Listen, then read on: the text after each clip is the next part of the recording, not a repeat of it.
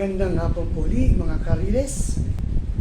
Ito po ang ating panibagong episode.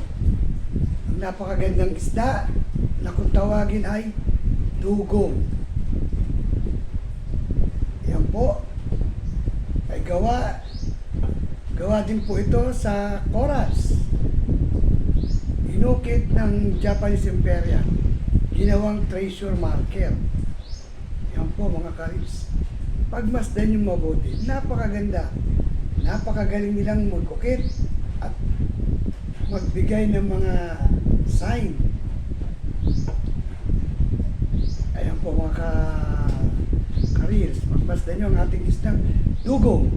Ito po ay lumalaki ng kasinlaki ng balyena o kasinlaki ng isang pating. Malaking isda po ito. Tingnan nyo itsura. Napakaganda. Meron isang tore sa ibabaw. At malaki ang bibig nito. Mga karils.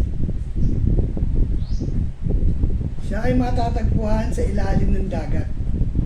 Madalas itong napipicture sa mga divers na kumukuha nitong mga isdang ganito. Napakaganda.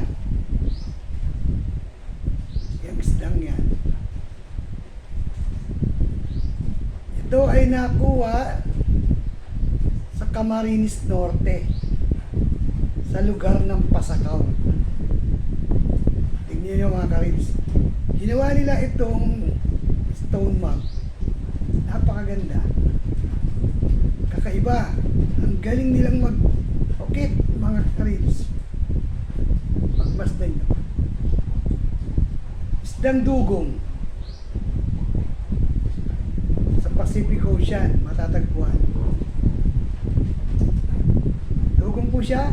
Sa susunod na episode natin, ipakikita ko naman sa inyo ang electric eel na may kasamang alimango sa ibabaw niya. Next video.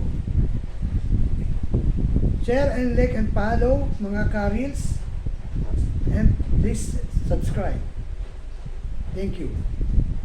Adios.